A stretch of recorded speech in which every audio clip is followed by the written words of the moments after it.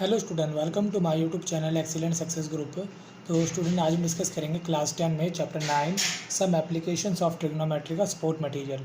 Question number 49 हमें दे रखा है, from the top of tower h metre high. कोई टावर है जिसकी ऊंचाई है h metre.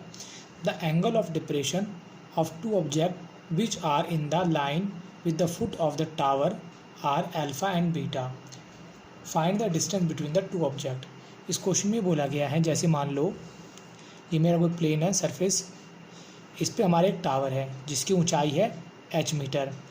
The angle of depression of two object, दो अलग अलग ऑब्जेक्ट है मेरे। जैसे मान लो पहला ऑब्जेक्ट मेरा ये है और दूसरा ऑब्जेक्ट मेरा ये है। इस पे एंगल ऑफ डिप्रेशन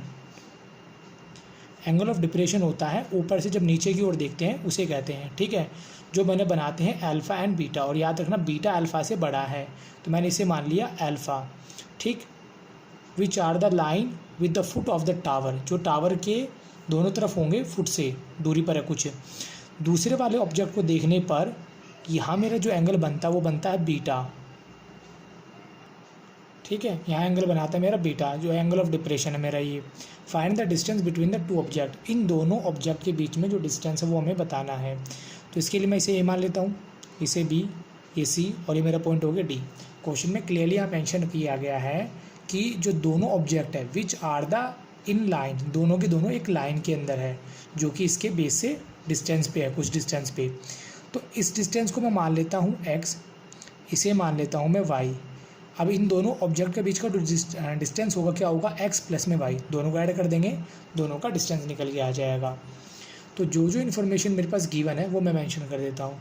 और उससे पहले देखो, ये एंगल अल्फ़ा है तो मैं यूज़ करूँगा बाय ऑल्टरनेट एंगल। इसकी हेल्प से, ये अल्फ़ा है तो z की तरह बनेगा एंगल, तो ये मेरा कौन हो जाएगा अल्फ़ा, क्योंकि ऑल्टरनेट एंगल की पहचान होती है z। जब दो लाइनें पैरेलल हो, ट्रांसवर्सल लाइन इंटरसेक्ट करके जाए, तो एंगल z वाला जो बनता है वो दोनों एक दूसरे के बराबर होते हैं। ये जो बीटा है यहाँ पर एंगल क्या बनाएगा, बीटा बनाएगा। क्लियर है। तो ये ऑल्टरनेट एंगल के थ्रू ये अल्फ़ा अल्फ़ा हो जाएगा, बीटा बीटा हो जाएगा। यहाँ पे मैं गिवन है हाइट ऑफ टावर, जिसे मैं ए बी मान लेता हूँ, जो कि मेरी h है, ठीक है। एंड लेट बी सी, जो कि मेरी x है, बी डी, जो कि मेरी y है, ठीक है। डिस्टेंस बिटवीन टू ऑब्जेक्ट, दोनों ऑब्जेक्ट के बीच का जो डिस्टेंस है वो है x प्लस वाई मीटर।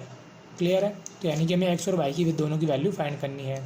तो फाइंड करने के लिए हमें 1 बाय 1 ट्रायंगल को सॉल्व करेंगे। पहले मैंने ये वाला ट्रायंगल लिया, इसमें a b c, ये हमारा h है, ये हमारा x है, और एंगल यहाँ दे रखा है अल्फ़ा।